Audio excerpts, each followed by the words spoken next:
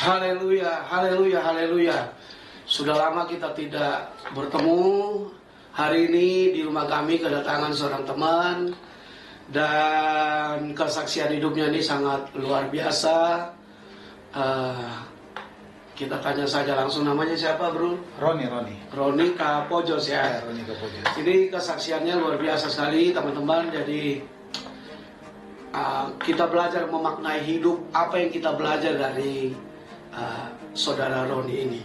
Ya, kita panggil bro aja ya. Gimana bro? Apa yang membuat tuh bro sampai mengalami ini? Bayangin teman-teman, Nusa Kambangan. Bukan penjara biasa, tapi Nusa Kambangan. Itu kenapa bisa sampai Tuhan izinkan, saya bilang Tuhan izinkan dibawa sampai di sana? Ya, izinkan saya menceritakan sedikit kesaksian kehidupan saya, bagaimana saya mengalami namanya ketertolakan dalam keluarga.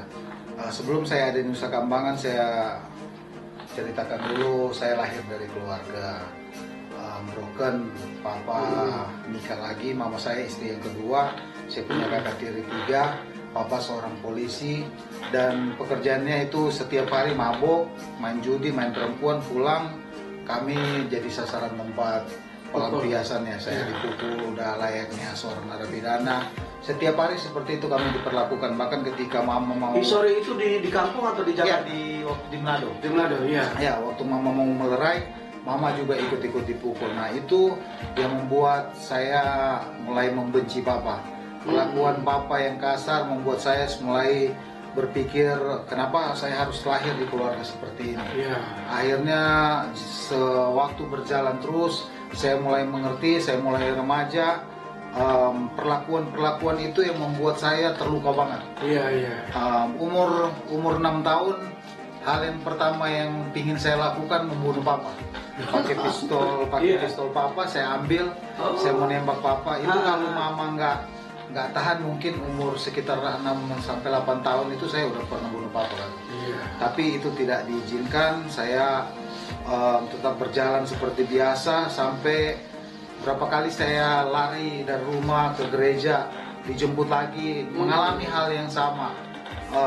Bahkan kakak-kakak saya juga mengalami hal yang sama. Ketika saya remaja, saya pernah punya pemikiran begini, kalau saya bisa berantem, saya bisa punya ilmu seperti dia, saya ingin nyelamatin keluarga, saya ingin menyelesaikan ilmu hitam. Akhirnya saya berangkat ke kampung mama, sekolah di sana, tapi di sisi lain saya belajar ilmu hitam, tujuannya buat bunuh papa.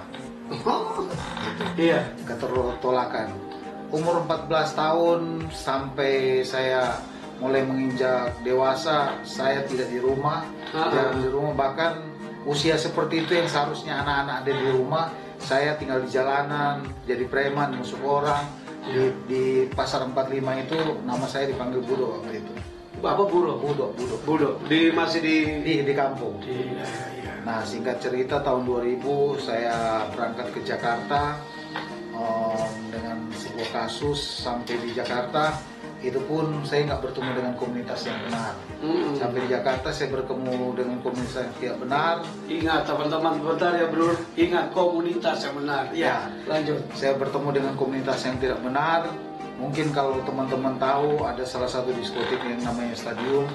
Saya ada di situ, saya jadi backing di situ, saya kerja di situ. Bahkan ya pekerjaan saya di dunia itu narkoba, seks bebas, menyakiti orang itu udah hal yang biasa.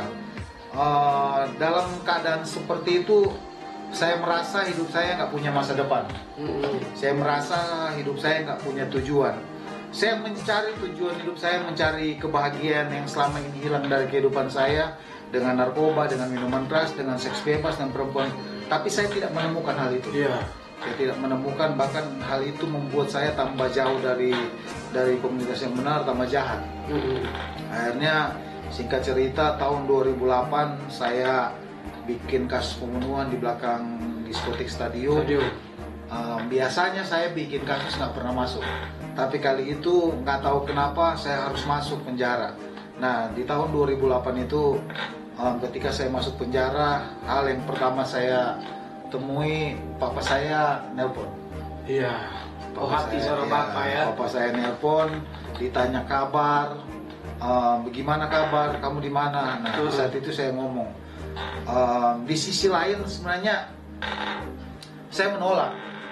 Karena saya mengingat semua hal yang buruk yang pernah dia lakuin. Yeah. Tapi di sisi lain hati ini nggak bisa berdosa juga bahwa ada sebuah kerinduan yang saya ingin alami yang memang itu hilang dari kehidupan saya semenjak saya kecil, bahwa saya butuh papa. Ya. Saya butuh kehadiran seorang papa. Ya. Karena dari kecil saya nggak temuin itu. Saya di situ hati saya bergelut antara menerima atau menolak, menerima atau menolak.